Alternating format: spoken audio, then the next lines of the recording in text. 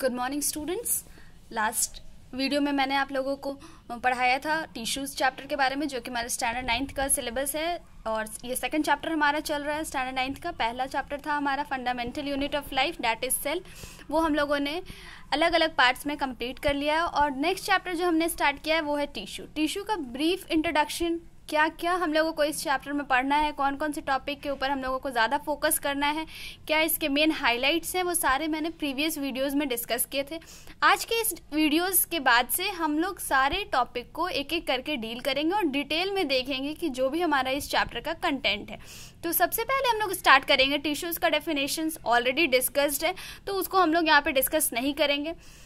आगे बढ़ेंगे और हम लोग डिस्कस करेंगे प्लांट टिश्यू के बारे में। प्लांट टिश्यू, एनिमल टिश्यूज़ क्या होते हैं, क्यों इनको, क्या बेसिक डिफरेंसेस हैं, ये सारे आपको प्रीवियस वीडियोस में इसके रिगार्डिंग आपको इन्फॉर्मेशन मिल जाएगा। तो हम लोगों ने देखा था कि टिश्यूज़ प्लांट्स में और एनिमल्स में हम लोग पढ़ेंगे। प्लांट्स के टिश्यूज़ में भी फर्दर हम लोगों ने देखे थे दो तरीके के, दैट इज मेरिस्टेमेटिक और परमानेंट। दोनों के बीच में बेसिक डिफरेंसेस क्या है, कहाँ प्रेजेंट होता है, क्यों प्रेजेंट होता है, फंक्शन क्या है, वो सारे पॉइंट्स को हम लोग आज के वीडियो में डील करने वाले हैं। तो अगर हम लोग बात करें प्लांट टिश्यू की, तो सबसे पहले हम लोग स्टार्ट करेंगे मेरिस्टेमेटिक टिश्यूज से। तो दो तरह के जो टिश्यूज हम लोगों ने देखे थे प्लांट में पाए जाने वाले, दैट इज मेरिस्टेमेटिक और परमानेंट। मेरिस्टेमेटिक और परमानेंट में अंतर ये है कि मेरिस्टेमेटिक टिश्यूज जो हमारे होते हैं, इनमें ये सारे इनके सेल्स हमेशा कंटिन्यूअसली डिवाइडिंग होते हैं, इनमें ग्रोथ होता है। ये वैसी रीजन में प्रेजेंट होते हैं जहां पे प्लांट का सबसे ज्यादा ग्रोथ होता है, यानी कि हम लोग कह सकते हैं कि meristematic tissues are found in growing regions of plants. वहीं पे अगर परमानेंट के बारे में बात करें तो उसको हम लोग डिटेल वीडियोस में देखेंगे, लेकिन यहाँ पे मैं आपको बस एक कंपैरिजन के फॉर्मेट में बता देती हूँ। परमानेंट में क्या होगा, हमारा यहाँ पे डिविजन नहीं होगा, यहाँ पे डिवाइडिंग सेल्स नहीं होंगे। और एक और इम्पॉर्टेंट बात हम लोग अगर देखें तो वो ये है हमारा कि जो हमारे मेरिस्टेमेटिक टिश्यूज होते हैं लेटर ऑन यही कन्वर्ट हो जाते हैं हमारे परमानेंट टिश्यूज में। तो परमानेंट टिश्यू जब पढ़ेंगे तो परमानेंट के बारे में पढ़ेंगे, अभी हम लोग मेरिस्टेमेटिक टिश्यूज को देखते हैं। तो सबसे पहले जो इम्पोर्टेंट बात मेरिस्टेमेटिक के बारे में जानने लायक है वो ये है कि these tissues are found where are these tissues found. तो सबसे पहले ये हमारा फाउंड होता है, found in growing region of plants. मतलब प्लांट्स का वो पार्ट, वो भाग जहां पे ग्रोथ होता है, वहां पे हमारे जो टिश्यूज प्रेजेंट होते हैं उनको हम लोग कहते हैं मेरिस्टेमेटिक टिश्यूज। तो दूसरा इसका, या फिर इसको हम लोग सम अप कैसे कर सकते हैं, तो meristematic tissues are responsible for growth. हम लोग लिख सकते हैं रिस्पॉन्सिबल फॉर ग्रोथ। दो पॉइंट्स हम लोगों ने देखा। सबसे पहला, मेरिस्टेमेटिक टिश्यूज कहाँ प्रेजेंट होगा, तो ये हमारे ग्रोइंग रीजन्स ऑफ प्लांट्स में प्रेजेंट होगा।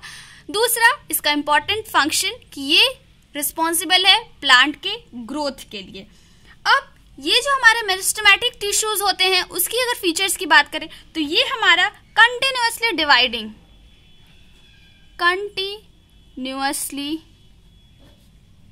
डिवाइडिंग, मतलब कि इनके जो सेल्स होते हैं वो कंटिन्यूअसली डिवाइड करते रहते हैं, या फिर हम लोग कह सकते हैं कि ये हमारे कैसे टिश्यूज होते हैं, तो ये हमारे डिवाइडिंग टिश्यू होते हैं। अब ये तो थी हमारा मेरिस्टेमेटिक टिश्यूज के बारे में कुछ इन्फॉर्मेशन कि ये हमारे ग्रोइंग रीजन ऑफ प्लांट्स में प्रेजेंट होंगे, ये रिस्पॉन्सिबल होंगे प्लांट के ग्रोथ के लिए, इसके सेल्स जो है वो कंटिन्यूअसली डिवाइडिंग टिश्यूज ये हमारे होते हैं। अब अगर ये टिश्यूज हमारे डिवाइडिंग है तो सबसे पहले एक क्वेश्चन हमारा आता है कि टिश्यूज के बारे में जब हम लोगों ने लास्ट क्लास में डिस्कस करा था कि व्हाट आर टिश्यू, तो हम लोगों ने देखा था कि टिश्यू क्या होता है। तो ये हमारा ग्रुप ऑफ सेल्स होता है जो कि सिमिलर होते हैं स्ट्रक्चर में और एक कॉमन फंक्शन परफॉर्म करते हैं और इनका एक कॉमन ओरिजिन होता है। मतलब group of cells which are similar in structure and function having a common origin. तो अगर हम लोग टिश्यूज की बात करें तो हम लोगों ने देख लिया यहाँ तक कि ये हमारे कंटिन्यूअसली डिवाइडिंग या डिवाइडिंग टिश्यू कहलाते हैं। कौन से? Meristematic tissues. अब इनके जो सेल्स होते हैं, चूंकि हम लोगों ने देखा है कि सेल्स के ही ग्रुप्स को हम लोग कहते हैं टिश्यूज, तो अब इनके जो किस टाइप के सेल्स कंबाइन करके हमारे मेरिस्टेमेटिक टिश्यूज का फॉर्मेशन करेंगे, तो हम लोग देखते हैं कि इनका जो ये सेल्स है, जो ग्रुप ऑफ सेल्स है, जो कि एक सिमिलर स्ट्रक्चर है, जिसका सिमिलर फंक्शन है, कॉमन ओरिजिन है, वो सेल्स की क्या फीचर्स है, वो सेल किस तरीके का है, वो सेल्स के कौन कौन से ऐसे इम्पॉर्टेंट फीचर्स कह सकते हैं या कौन कौन से इम्पॉर्टेंट उसके एस्पेक्ट्स हैं जो कि इस टाइप के टिश्यूज के सेल्स कॉन्स्टिट्यूट करेंगे। तो अगर हम लोग बात करें मेरिस्टेमेटिक टिश्यूज के सेल्स की, तो इनके सेल्स जो होते हैं वो बहुत ज्यादा एक्टिव होने के साथ साथ इसके जो साइटोप्लाज्म होते हैं सेल्स के, वो काफी ज्यादा डेंस होते हैं, that is dense cytoplasm. Next अगर फीचर की बात करें तो इनके जो सेल वॉल है वो काफी ज्यादा थिन होते हैं, thin cell wall. Next feature, इनके अंदर कोई भी वैक्यूल्स नहीं होता। अब ये यहाँ पे आपका एक क्वेश्चन रहेगा जो कि मैं आपको नेक्स्ट क्लास में आपको बताऊंगी। फिलहाल आप थोड़ा सा इस पे रिसर्च कीजिएगा कि इनके अंदर वैक्यूल्स नहीं होते, इनके सेल्स में वैक्यूल्स नहीं होते। उसका रीजन क्या है, क्यों इनके पास वैक्यूल्स नहीं होते हैं? ये जो हमारे सेल्स हैं जो कि एक मेरिस्टेमेटिक टिश्यू का फॉर्मेशन कर रहे हैं, इन सारे सेल्स में हमारे वैक्यूल्स एब्सेंस होते हैं, लैक करते हैं। तो reason, what is the reason behind the absence or the lack of vacuoles in these types of cells? तो ये आपका क्वेश्चंस है, होमवर्क क्वेश्चन। अगर आपको इसके आंसर्स आते हैं तो आप कमेंट सेक्शन में अपने आंसर्स दे सकते हैं, और नेक्स्ट क्लास में जब मैं आपको परमानेंट टिश्यूज पढ़ाऊंगी तब वहां पे मैं इसका आंसर आपके साथ डिस्क्लोज करूंगी, डिस्कस करूंगी। नेक्स्ट फीचर की बात करें तो इनके जो न्यूक्लियाई हैं वो काफी ज्यादा प्रोमिनेंट होते हैं, प्रोमिनेंट न्यूक्लियाई। तो ये कुछ ऐसे फीचर्स हैं जो कि मेरिस्टेमेटिक टिश्यूज के फॉर्मेशन करने वाले सेल्स में प्रेजेंट्स होते हैं।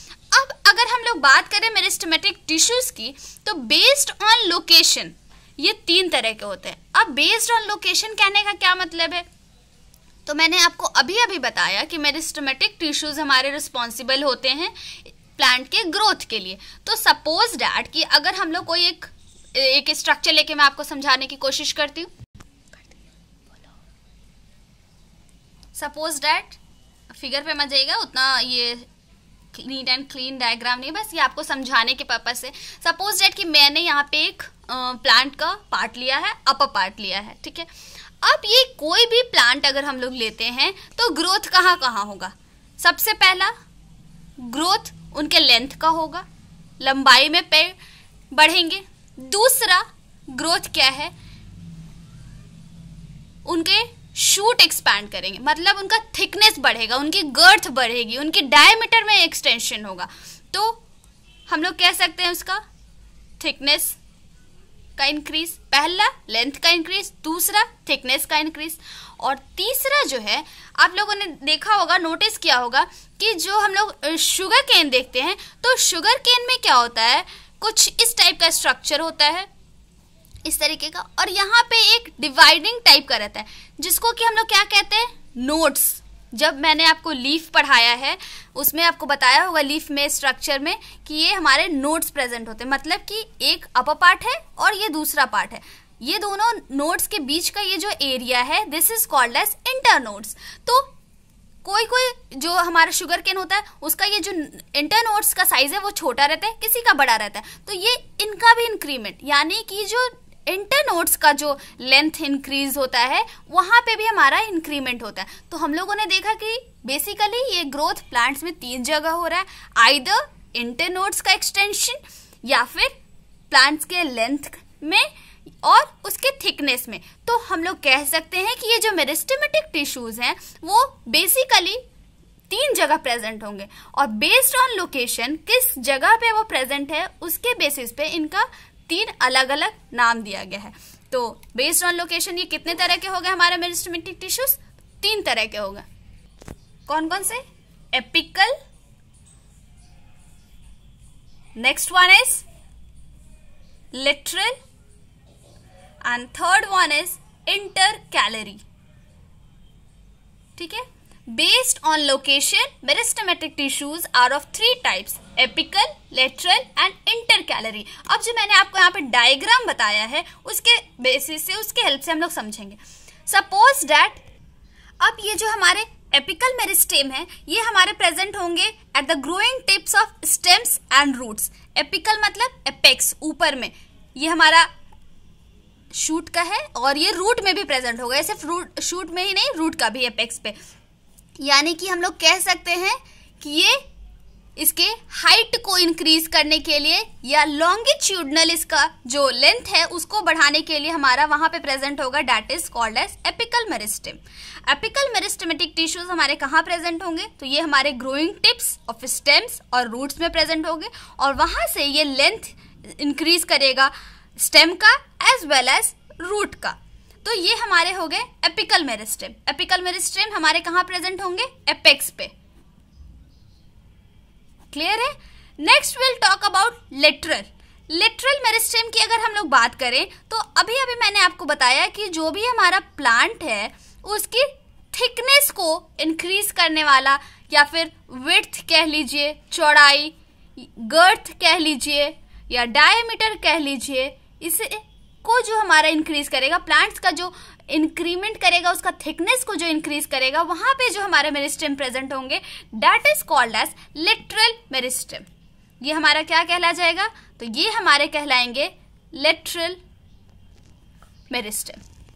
और थर्ड हम लोग बात करेंगे अपने इंटरकैलरी की. तो इंटरकैलरी जो है वो हमारे प्रेजेंट होंगे, जैसे कि अगर कोई भी हम लोग प्लांट्स लेते हैं तो इस तरीके का वहां से बाइफर्केशन होता है अलग अलग स्टेम्स का, अलग अलग लीव्स का. तो इसको हम लोग कहते हैं नोड्स.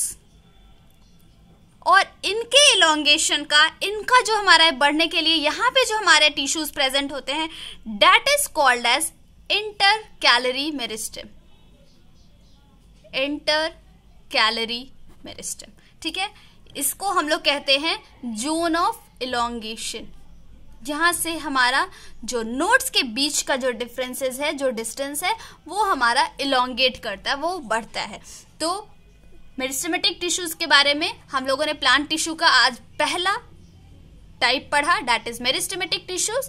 मेरिस्टेमेटिक टिश्यूज के बारे में हम लोगों ने देखा कि हमारे ग्रोइंग रीजन्स ऑफ प्लांट्स में प्रेजेंट होते हैं, ये हमारे ग्रोथ के लिए रिस्पॉन्सिबल होते हैं और ये हमारे इसके जो टिश्यूज हैं वो कंटिन्यूसली डिवाइडिंग होते हैं. फर्दर ये मेरिस्टेमेटिक टिश्यूज ही हमारा लेटर ऑन परमानेंट में कन्वर्ट हो जाता है. ये मेरिस्टेमेटिक टिश्यूज के जो सेल्स होते हैं वो बहुत ज्यादा एक्टिव होते हैं, इनके साइटोप्लाज्म काफी ज्यादा डेंस होते हैं और इनके सेल वॉल काफी थिन होते हैं. होमवर्क के तौर पे आपको मिला कि इनके अंदर वैक्यूल्स नहीं प्रेजेंट होता है. Then what is the reason behind it? इनके न्यूक्लियाई काफी ज्यादा प्रोमिनेंट होते हैं और based on location meristematic tissues तीन तरह के होते हैं. अगर वो हमारे एपेक्स पे यानी कि रूट या शूट के एपेक्स पे प्रेजेंट है तो that is called as apical meristematic tissues. और अगर वो उसके प्लांट के थिकनेस को या उसके गर्थ को, डायमीटर को इंक्रीज कर रहे हैं तो वहां पे जो हमारे टिश्यूज प्रेजेंट है that is called as lateral meristematic. Meristematic मतलब ही हो गया कि ग्रोथ रीजन्स में. अब अगर ये थिकनेस को इंक्रीज कर रहा है दैट इज लेटरल मेरिस्टेम, अगर वो नोड्स को इंक्रीज कर रहा है दैट इज इंटरकैलरी मेरिस्टेम, और अगर वो एपेक्स पे प्रेजेंट है और हाइट को इंक्रीज कर रहा है then that is called as apical meristem. तो आई होप कि ये जो हमारा डेफिनेशन था, ये जो हमारा कॉन्सेप्ट था प्लांट टिश्यूज के मेरिस्टेमेटिक टाइप को हम लोगों ने अच्छे से पढ़ा, समझा. और स्टिल अगर आपको कोई कंफ्यूजन रहे या कोई क्वेश्चन, डाउट्स, तो आप feel free to ask in the comment section. और मिलेंगे बहुत जल्द अपने नेक्स्ट वीडियो में और उसमें हम लोग डिस्कस करेंगे परमानेंट टिश्यूज के बारे में. परमानेंट टिश्यूज के बारे में मैंने आपको ऑलरेडी थोड़ा बहुत हिंट दे दिया डैट यहाँ पे हमारा ग्रोथ ऑलमोस्ट स्टॉप हो जाता है और later on meristematic tissues he permanent का रूप ले लेता है. फर्दर ये परमानेंट टिश्यूज हमारे सिंपल और कॉम्प्लेक्स टाइप्स में डिवाइडेड है. तो ये सारी बातें हम लोग अगले वीडियो में डिस्कस करेंगे. तब तक पढ़ते रहिए और मेक श्योर कि आप अपने हैंड रिटन नोट्स बनाएं ताकि आपको पढ़ने में और एग्जामिनेशंस टाइम में एक सपोर्ट मिले, एक हेल्प मिले, लास्ट मोमेंट रश नहीं हो. मिलते हैं नेक्स्ट वीडियो में. तब तक के लिए have a nice day, great day, take care, thank you, bye bye.